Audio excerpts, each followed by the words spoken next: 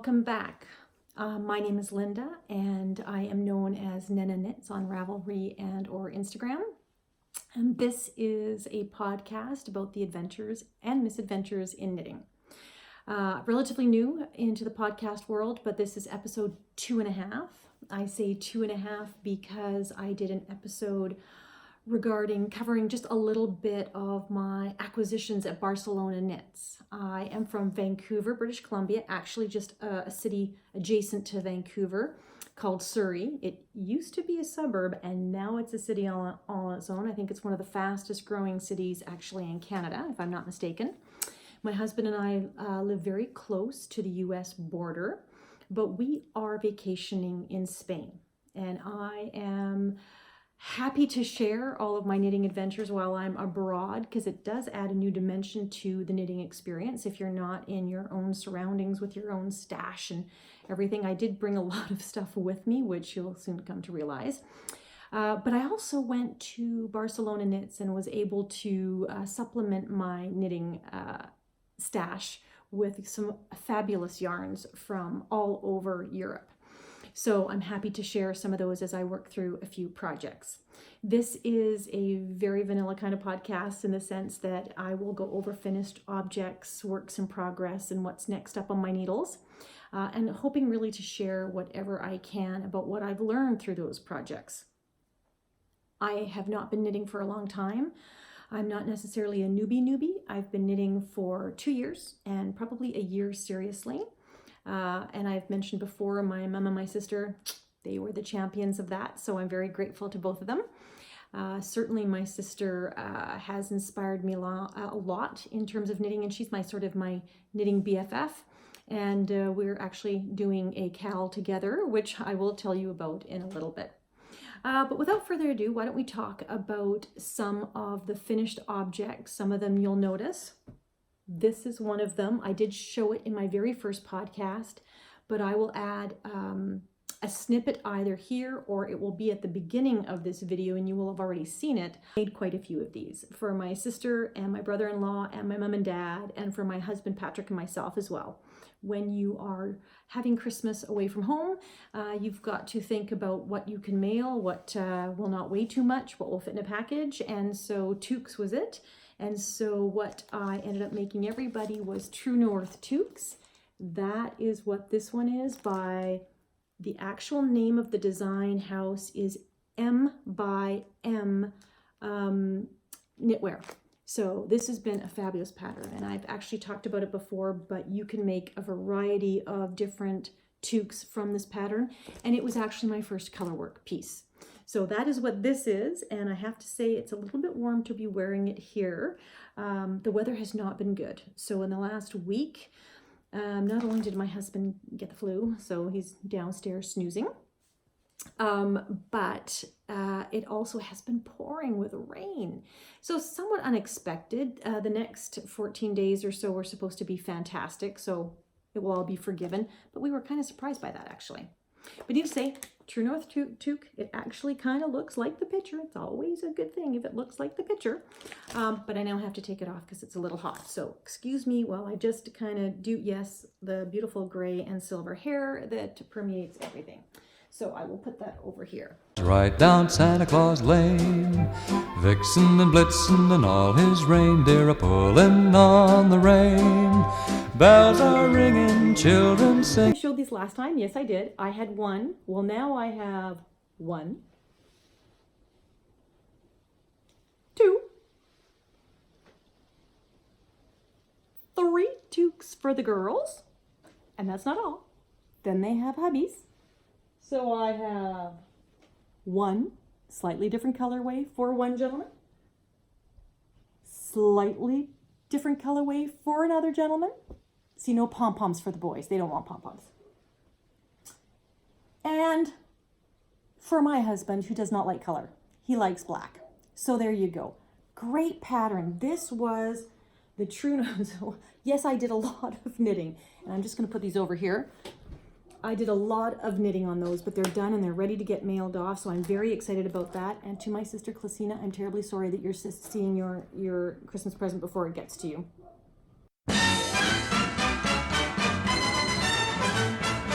deck the halls with boughs of holly, fa la la la la. So that was one finished object. Another finished object, which was just totally random, but it's, what day is it today? It's December 5th. There you go. So starting to really feel the Christmas spirit. And look what I made. Look what I made. Trying to bring Christmas to, don't ignore the knitting needles. They're holding his hat on. But I made a Christmas gnome, a Canadiana with, as you can see, matching Toques. Is that just not the cutest thing ever? What's fun about this, and I never thought I was the creative type, but certainly I'm finding out that there is a little spark of creativity deep down inside me, and I'm sure there is in everyone, some more than others. But what's great about this is just a sock filled with rice. I got this right off of YouTube. A sock filled with rice, closed the nose and closed with elastic bands. I knit the hat. I knit the beard. Look, I don't know if you can see this. Oh my goodness. I just think that this is the warmest, fuzziest faux synthetic kind of a fur. And I found this in a local, it's not even a yarn shop. It's like a everything, bazaar, hardware, housewares, you name it. It's got everything. And it had this yarn by Katia. And Katia, we know this brand very well. Katia is a Spanish brand, absolutely. Of course, all the labels are in Spanish here, which makes kind of sense.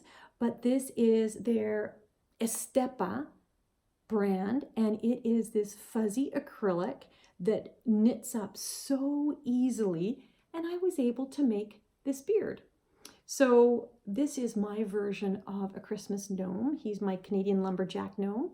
And so when we're ready to go home, I just take out the elastics, pour out the rice, and he packs and travels really well. So I was so excited about this guy. So I just wanted to share him. He's not really necessarily knitting, but I liked him. So I'll just put him, if I can make him sit, right there. There we go with his fluffy beard. But yes, so that was kind of my fun surprise kind of knit in terms of finished objects. From my previous video or podcast, and I do apologize, couple things that you learn if you're new at this thought processes, thought it would be really great to film my very first podcast outside on the terrace, because that way it would be quiet and I wouldn't in the middle of a windstorm.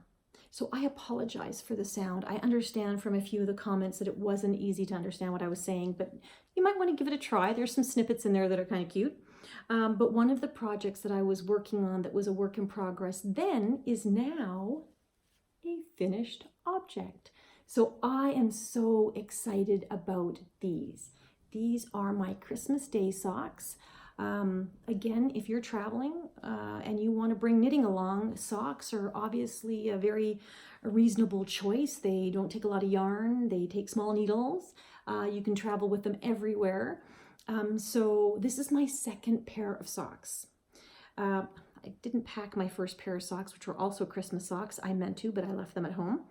So first thing I did when I got here, I knit myself a pair of socks, and this is BlackCat Custom Yarns out of Chilliwack, and this is their candy cane colorway. And you can't see it on the camera. I've tried a whole bunch of different ways to get it to show, but it won't show, is the stelina. It's got silver stelina, which makes them super festive. I did post these on Instagram because there was a learning for me in these socks. First of all, these were my first toe-up socks. So I think there's two camps, toe-up, cuff down.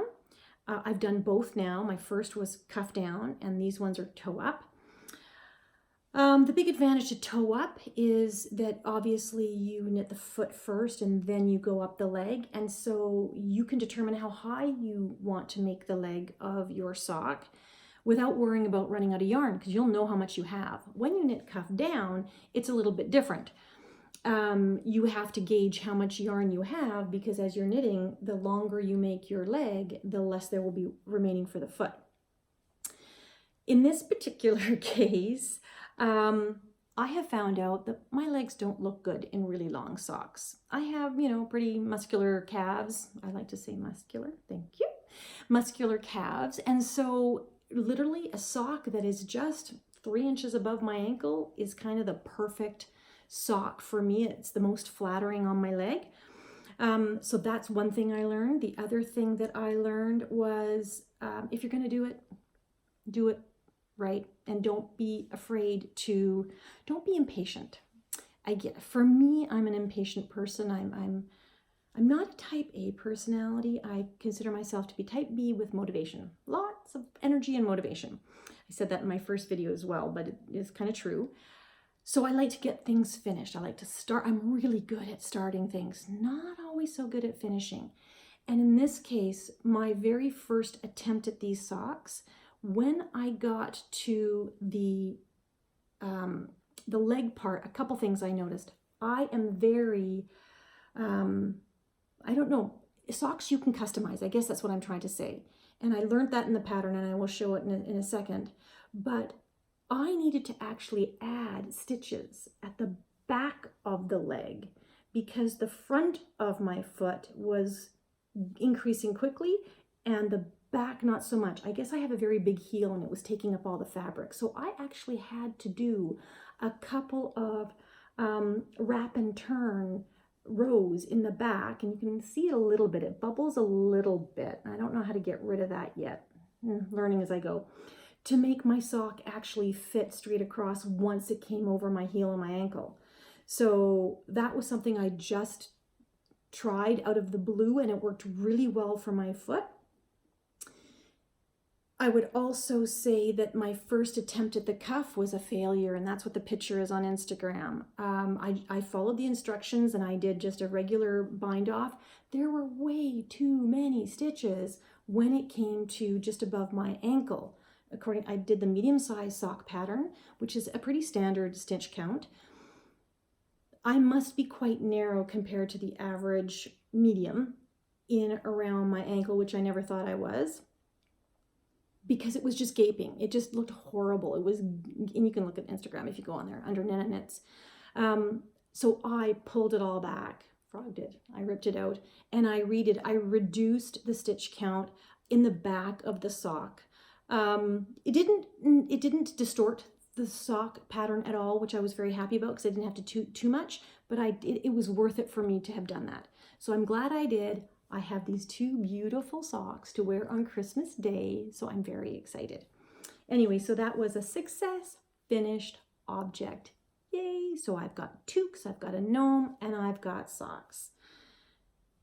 And you can never have too many socks, which leads into a great segue on works in progress. I apologize if my eyes go back and forth a little bit. I'm still getting used to being on camera. So, works in progress. This is the fun part. And I am trying to keep these videos not too long. So please give me feedback. If I'm speaking too quickly or you want me to slow down, I certainly can do that. I tend to talk quickly naturally. But these are a pattern. Oh, first, apologies. I said I was going to tell you my Christmas socks. I used the French Vanilla Cappuccino sock pattern by CC Almon. What I love about this pattern is this pattern will teach you how to customize your sock. Not all feet are the same, as I determined with the amount of heel. I guess I have a chubby heel or a round heel, or it takes too much fabric for a regular pattern. So this particular pattern taught me how to measure my foot properly, how much to knit in the sock, how much to leave for the heel, how much to leave for the toe. It was really, really good. Certainly enjoyed that pattern immensely. Yes, so I would highly recommend this particular pattern. The next work in progress that I have, and that I talked that it was going to go on my needles in the last podcast, was Pretty Painted Toes. This is another sock pattern. This is by the Traveling Purls. This is a very well laid out pattern with a lot of references to videos and tutorials for how to do a afterthought heel. That's one of the reasons I chose this pattern. Because I'm a relatively new knitter, I'm trying to learn different stuff. and I like to try new patterns. And so this particular one is a sock pattern, and it's two things for me. One, it's the afterthought heel, but it's also color work. And it's color work that's a little bit more complicated than the True North toques that I did, because I'd really like to knit a color work sweater, but I just don't have the gumption quite yet. I don't think I'm experienced enough, so I thought I would try with socks, and I think socks are a great learning opportunity for customization, how stitches work, increases, decreases. My very first pair of socks had a gusset heel, yay. The French Vanilla Cappuccino socks have a different type of heel. I can't remember what it is, but I will put it on my notes. I should say that all my notes will be in the description box below. Forgot that at the beginning. But this one is going to be an afterthought heel. So right now you just knit a big tube and then you apparently stick the heel in afterwards. So I'm really curious as to how that's going to go. And this, of course, is going to be another pair of Christmas socks for me, because you can't have too many Christmas socks. And there you go. So that is the pattern that I am currently in progress on. This is how far I've gotten. Where am I looking here? This is how far I've gotten. You can see one is longer than the other. There's a story behind this. I'm absolutely loving it. So I guess when we're actually going to wear the sock, you're going to be seeing it sort of rain down from the green to the multicolor. And I really like the look of this one too. This one I've done a little bit more on. Let's take a look. I hope that focuses well, and I hope you can see the colors, how the color work is put in there. And now I'm all in the second color. This has been fun. I have to say, I was really cautious of keeping the floats, as they call them, quite loose. Those are my floats at the back, so I think they look quite good. I don't know yet. I've tried the sock on along the way and it seems to fit fine, so I'm happy about that. Interesting about hand-dyed yarn. And I will include the yarns that I'm using. I bought these quite a while ago from Crafty Fiber in Delta. That's my local yarn store. Hi. If you're watching, Nicole, Caitlin, and Anita. So I bought these yarns quite a while ago, and they are hand-dyed yarns.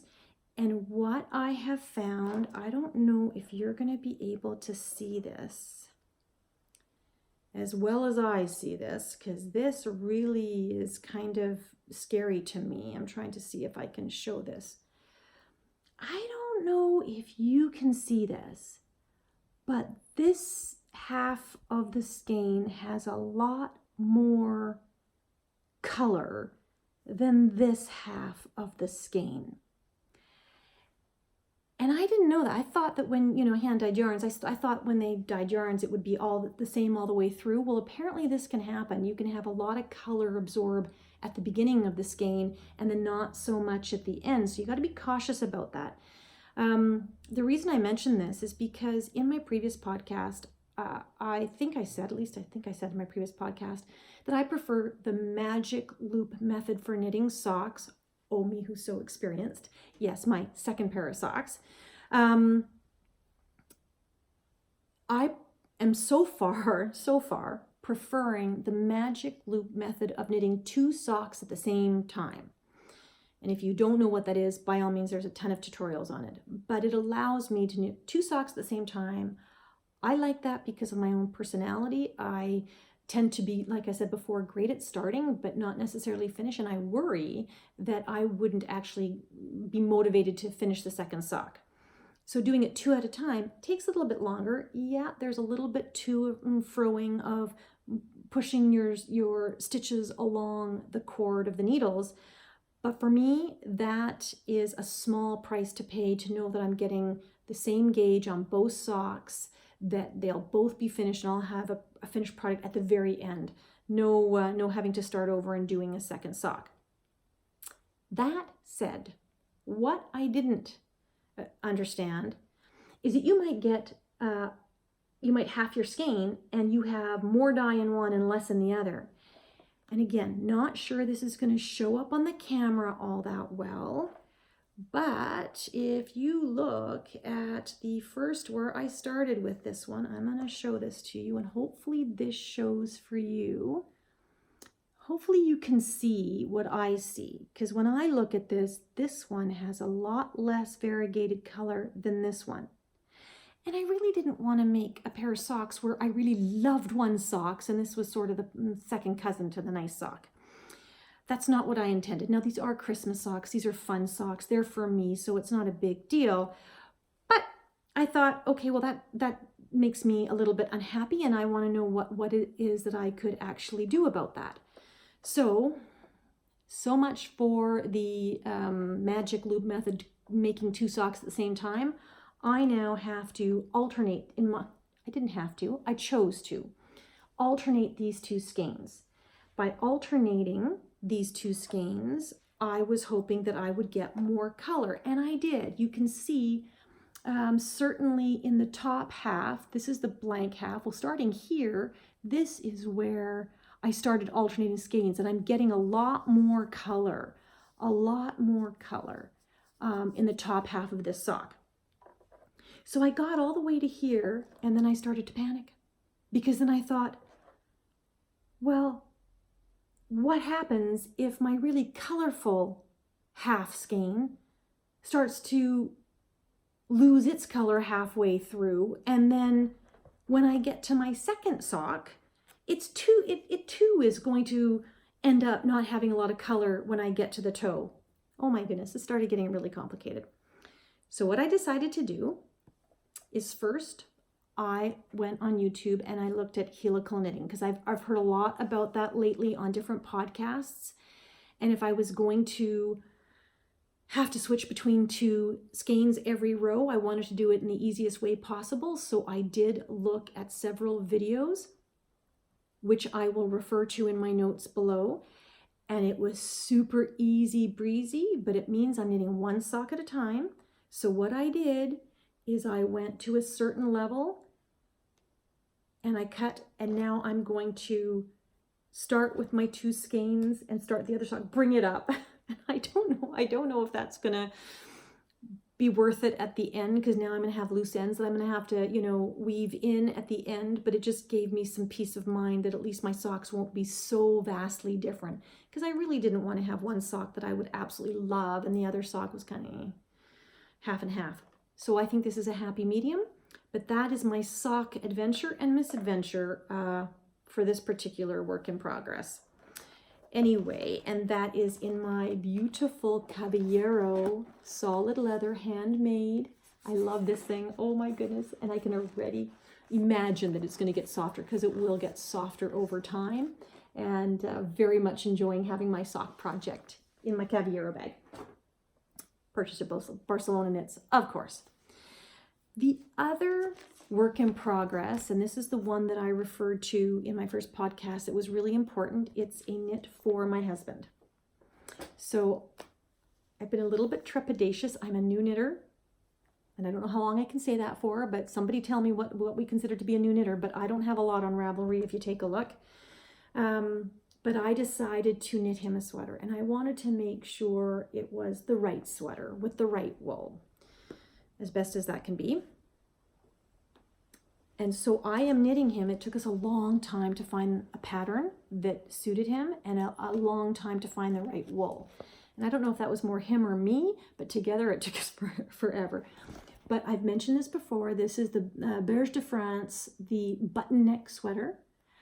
It's very hard to see because this pattern is no longer in existence, and this is a copy that somebody emailed me from Ravelry. Thank you very much. And I think I was supposed to look up your name, and I apologize that I didn't. What I love about this sweater is that it's actually a little bit fitted. It's not too raglan, and it's got a beautiful collar that buttons up, but there is a different color on the inside. And that allows me to give a really nice soft, maybe an alpaca blend or a silk blend or something that's going to be really nice against his neck. So I'm really excited about that. But this is a big knit because it's made in something called fancy rib. Fancy rib, didn't know much about it. Heard of fisherman's rib, didn't know what that is. Well, fancy rib is just another word for saying sort of half and half fisherman's rib. This is a slow knit, I have to say. So this is what I've got accomplished. I'm almost finished the back. It doesn't really fit in the screen too well. Hopefully you can see it. I hope you can see the color. It's a deep gray and it's heathered, very heathered. And it is quite thick. And you can see it's quite stiff. This does not drape. This does not drape. So when it comes to knitting, it's a little bit difficult in terms of, not difficult's not the right word. It's not, because it doesn't drape into your lap, you have to always position it while you're knitting. So there's a little bit of fussing going on with it. It's a slower knit because you are on the right side of the fabric, you are purling one, and then you're knitting into the knit stitch in the row below. So that's one issue. It's knitting and purling the whole sweater. So knit one, purl one. It's just knit one, fisherman's fancy rib, purl one, fancy rib knit the next one, purl one, and on the back it's knit and purl. So you're knit and purling the whole thing. That takes more time. The other thing that makes this a little bit slower of a knit is the actual wool, and I did talk about that the last time. I am loving this wool, I have to say. This is Brooklyn Tweed's Quarry. It is a bulky weight wool. I don't know if you can see that. Look at that. It's a bulky weight wool, and it is American Tangy. Tangy? I'm not pronouncing that correctly. I apologize. Wool. It is woolly. It's sticky. It almost keeps a shape. You know, it's quite sticky wool, but it's very fragile. It breaks apart, and I'm not going to do it with this one because I don't want to spit splice it. But what I would say is it isn't falling apart on me. I had one break because I pulled too hard, and then I spit spliced it together. And then when I come to another ball of wool, I've been spit splicing it together, and not a problem. Hangs on really, really well. So that is where I'm at. I am just at where I am going to start shaping for the neck. Then the pattern says to do the front next. No, I'm going to get right down to the sleeves because I hear so much about Sleeve Island. I'm paranoid now. I want to make sure I get the sleeves done, and I'm going to do those 2 at a time on a really long needle, double pointed with a long cord, get both of them done at the same time. And then I'll work on the front and the collar. That's the plan. But so far so good. He's loving the color, loving it, and I'm measuring it as I go, so I'm trying to customize. The big mystery is I don't know how this is going to block. I don't know what happens to this wool. I've tried finding out, looking for comments on people that have blocked sweaters in this wool and what happens to them, like how big do they go, because I don't want it to be gargantuan. So if anybody does have any comments, I would really appreciate if you have used this wool at all, Brooklyn Tweed's Quarry. I would love to know how that washed up and blocked for you. So that's my next work in progress. Now, 2 other works in progress, because you just can't have one, are a little bit random. One has been on my needles for a significant time, and I'll leave that one for the last. The next one is I'm very excited about it. My sister Christina, who lives in Lovettsville, Virginia, and I are doing our own little cal between the 2 of us. We are knitting the Millie sweater. Now, funny story, I have been watching podcasts for the last year, I would say. I didn't know anything about them. I ended up last year looking for some yarn, fell across the Espace Tricot website from Montreal, Lisa and Melissa, went on their website. Oh, I'm hearing voices. Went on their website and saw that there was this podcast, look at our link to their podcast. And so I watched that and I went, oh, this is very helpful. This is very interesting. And so I started going on YouTube, and oh my, there are so many. There are so many wonderful, wonderful podcasts. And I did say that I don't think that there is ever enough, because they're so entertaining and so informative. And hopefully, if you're watching mine, you're getting a little bit of enjoyment and or knowledge out of it as well. Back to the Millie. So, funny story. I've been watching podcasts. I have been watching a podcast called The Knot House.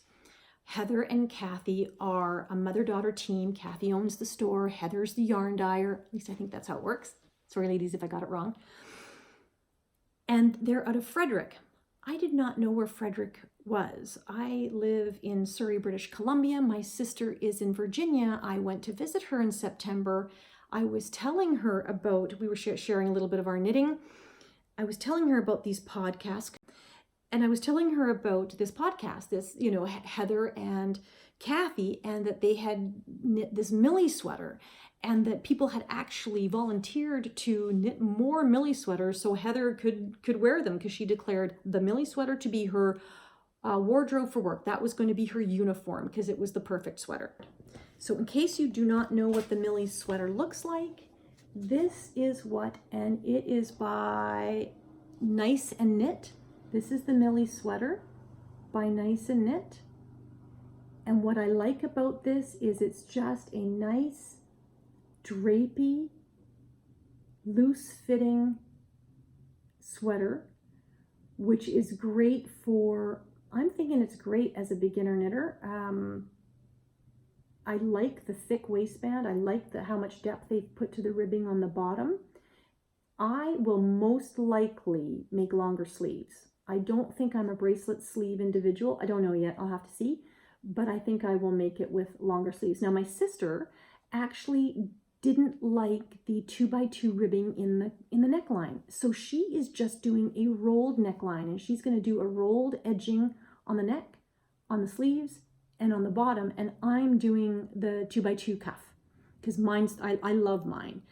But we're going to compare when they're both done. We will do comparison photos as to what that looks like. And I said, and my sister says, well, where is it? And I said, it's the Knot House. And she's like, oh my goodness, that's just next door to me. Do you want to go to the Knot House? And I'm like, yeah, let's go to the Knot House. When do you ever travel and not go shopping for yarn? Seriously. But I did not know that Frederick was right next door to where my sister lived. Still lives. So we went to the Knot House. It was so exciting. Heather and Kathy were both there. And we had this long chit chat about the Millie sweater and her yarns and her dyeing. And she helped my sister choose some yarn for a Millie. I chose some beautiful yarn for a Millie. I apologize. I was not able to bring Knot House yarn with me on this vacation. So I'm going to do more than one Millie. But I am going to start my Millie. I started my Millie using yarn that I bought at Barcelona Knits. Now again, I am having troubles with choosing the color. So on Instagram, I put these 3 combinations up. The Millie is knit. It's a fingering weight sweater. You can adjust that, obviously. At least I understand you can. And it's knit with a merino fingering weight held together with a mohair, which is all the rage in 2019 anyway. Hope that continues for 2020. But this was one of the color combinations that I was looking at and I'm thinking at. This is Frida Fuchs, and this is a DK Merino, Superwash Merino. And this was Townhouse Yarns. This is their Mohair Silk, their Abbey Lace, and it's their Dublin colorway. And I just thought those together would be amazing. So, and I wear jeans, and I thought, okay, well, that one would be a great color combination. Then I have started, and my ladies at my knit night at Crafty Fiber will know I'm really I didn't think I was a pink girl, but I've become a pink girl. And I get this again from my sister. It's all Christina's fault. But I'm becoming a pink girl, and I've never been a pink girl all my life. I was the earth tones, the olives, the rust colors, the gray, black, brown. How exciting.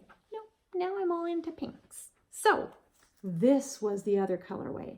This is Murmur by All You Knit Is Love, and it is a merino cashmere blend.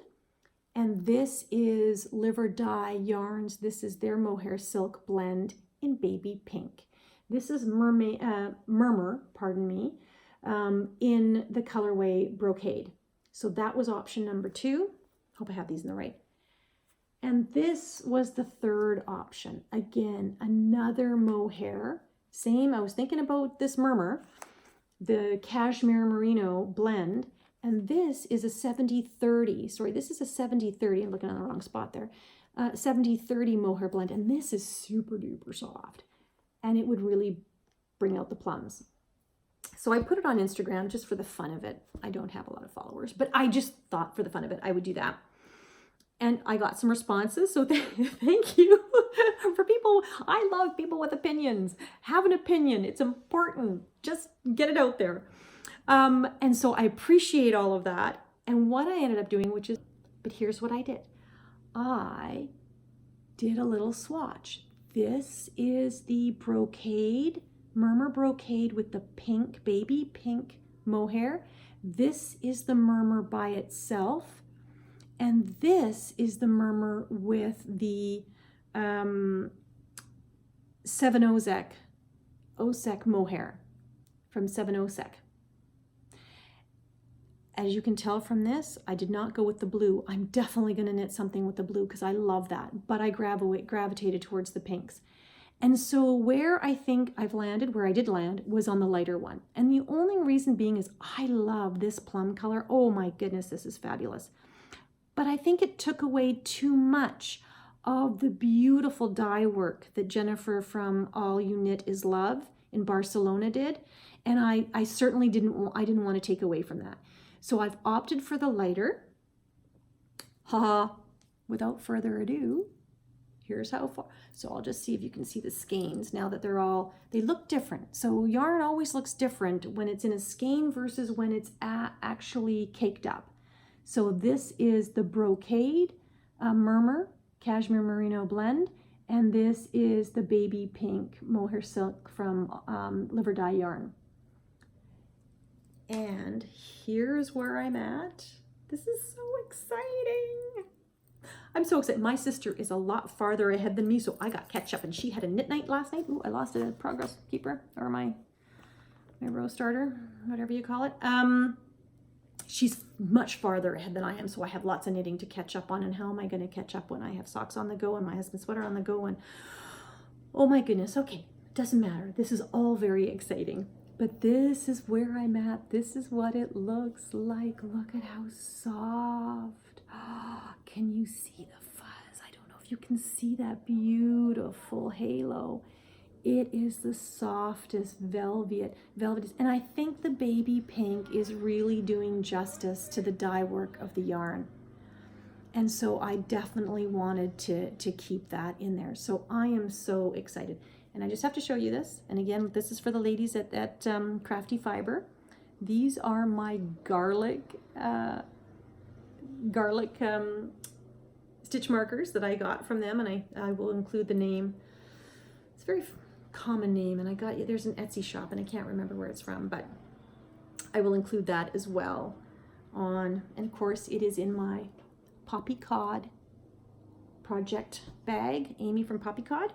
And she actually included in that, because it's a Canadiana theme. Can you tell me I'm missing home Canadiana? So you got the hats, you got the beavers on the bag, and she even included, I'm sorry, I'm a suck, but she even included a stitch marker with a Canadian maple leaf. So thank you, Amy. Love that. Makes me feel very much at home when I am kind of far from home.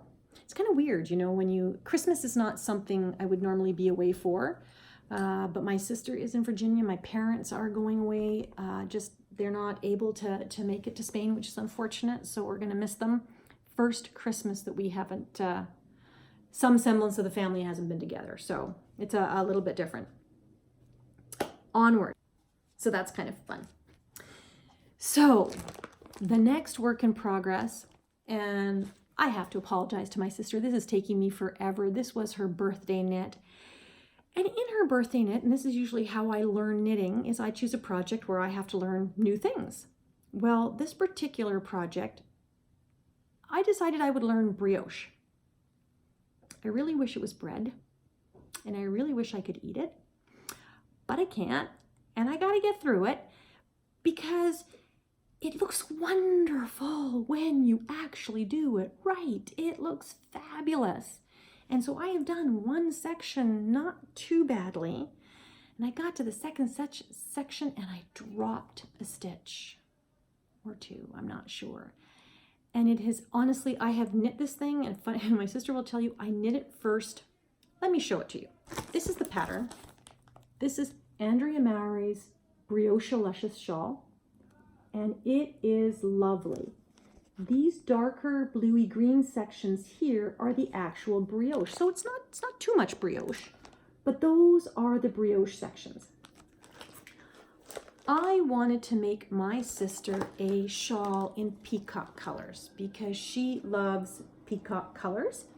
And so excuse me, I'm just going to turn around here and I'm going to, oh my goodness, I guess I'm going to bring the whole thing to here. I am going to bring to you Linda's version of peacock colors. So this is the cornucopia of color that I'm knitting with on this shawl, and it is beautiful. Look at that. Oops, as it falls. Thank goodness it didn't fall into my glass of wine. Yes, I have a glass of wine. Little false courage, I suppose. But I won't go into the yarns particular on this podcast because again, it could take me forever. But this has been a wonderful learning experience. And so these are my peacock colors so far. You can't see me, and you're not supposed to see me, but this is a beautiful royal blue and gold. This is a beautiful medium purple and gold. This is an actual gold by Olin Yarns, believe it or not. This is my first crack at brioche. If I can show it to you, ladies at Crafty Fiber, you will see it actually looks like brioche, yes, with not too many errors in it, which I'm thrilled with. This yarn, I love this yarn. My sister loves this yarn too. This is Hedgehog Fibers. I think it's called Dragonfly. Dragonfly? Yes, I think this is called Dragonfly. I want an entire sweater in that particular colorway. Oh my God, that's beautiful. I'm on the second part of the brioche. And right where my needles are, right here, I've dropped a couple stitches. And no, I didn't have a safety line or whatever you call those things. Somebody told me that if you're knitting brioche, you should always have a safety line. I didn't do that. But it's a whole learning experience, so I'm sure that I will win the battle of brioche.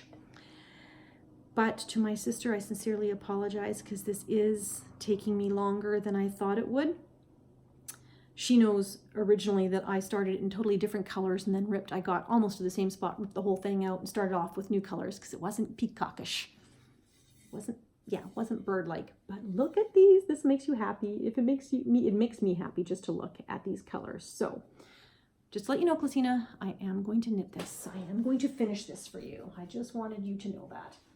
So I'll put that back so that it stays secure. So those are my works in progress. Yay! Okay, so lastly, let's take, excuse me, a little grumble in my throat. What's on our needles next?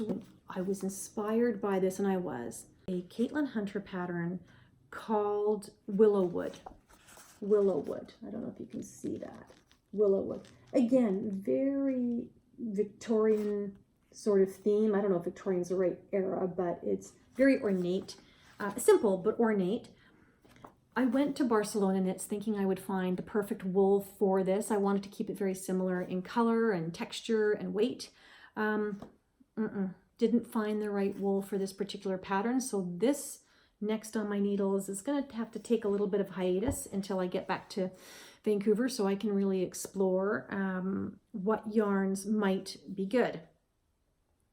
So as you know, I've got quite a bit of yarn from Barcelona Knits.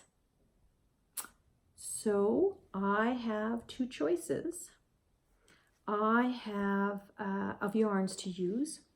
I can use this beautiful Frida Fuchs 100% superwash merino, which is a beautiful DK weight. I don't have it on my table, but I have a beautiful from Sevenozek from Poland, a beautiful merino silk blend in an eggplant color. And Noragon, or Gagan, I think it's gone, Noragon. This is her Pompero pattern. And this is not a new pattern.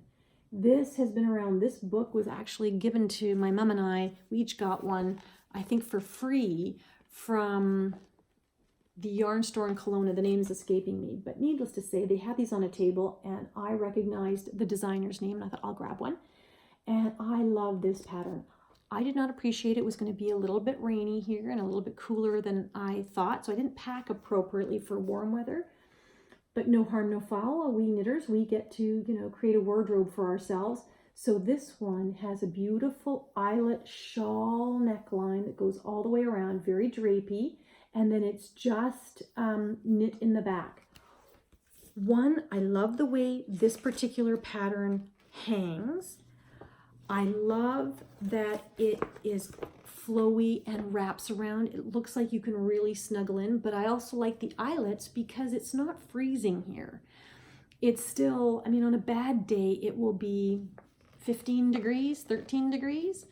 So you still want something to wrap around yourself, but you don't want to be in a Nordic thick sweater. But what I really like, because I like to learn when I'm doing my projects, look at this construction. Just to make it simple, this is the eyelet shawl panel. You knit it with a hole in the middle. I don't know how this is done yet. And these are the sleeves. And so you sew this part of the sleeve to one side and that part of the sleeve to the other side. And then you seam the sleeves. So it's two pieces. And you seam them together. I thought that construction was extremely simple and creative. And so I'm excited to do that. So that is going to go on my needles once I'm well underway with my husband's sweater. I just want to make sure that gets done well. And it won't be done for Christmas. I thought I could do that, but it's a slower knit than I thought. So I'm not going to be able to do that. But those are the things that are going on my needles. And that would probably be everything that I wanted to share with you today. So hopefully you found that enjoyable. I will put all the notes on underneath the directions or the description tab below. So please feel free to take a look at those. Subscribe if you like. I'm going to continue to try to do some more podcasts. Christmas is approaching, the festive season. Spain does Christmas a little bit differently than we do in North America, so I'm hoping to capture some of those festivities, some photos, and maybe perhaps a little video, and so I'll include those in my next podcast, which will be towards the end of the year. And one last point before I sign off. Sorry, you can sign off now if you don't want to hear anything about Christmas festivities, but when you're traveling, kind of hard to bring gifts. Yeah, so I had to be creative. So I went online and I thought, what can I get my husband and myself? And no judging allowed on my podcast. Because what did I think? Oh my goodness, what can I get Patrick and maybe myself too, that we will thoroughly enjoy, have a good kick and a laugh out of, but not have to bring it home with us, because that's just more luggage and more stuff. So this is what I came up with. Advent calendars, yes. I got us both Advent calendars. But again, no judgment. Patrick's is an Advent calendar of tequila, and mine is an Advent calendar of rum. Because those are our sipping drinks of choice, and so I thought that would be really cute. We are having a blast. It is 1 ounce and 1 ounce, so no excessive drinking, but it is festive and certainly something that surprised him. I think most of the fun for me in gift giving is just seeing the surprise and seeing if I can surprise someone, and so that was a lot of fun. And the company that I dealt with was called Masters of Malt, out of the UK, and literally I ordered it online and it was here in 5 business days, and it was just fabulous. So again, if you're traveling abroad, don't feel you have to bring everything with you. You can certainly order. There's lots of courier services. They're not overly expensive. They're very affordable. And yeah, so just thought I would share that little tidbit. And on that note, thank you for taking the time to join me today. Have a fabulous evening and Merry Christmas or Happy festive season for you. whatever that looks like for you and your family. And I look forward to talking to you before the new year. Take care.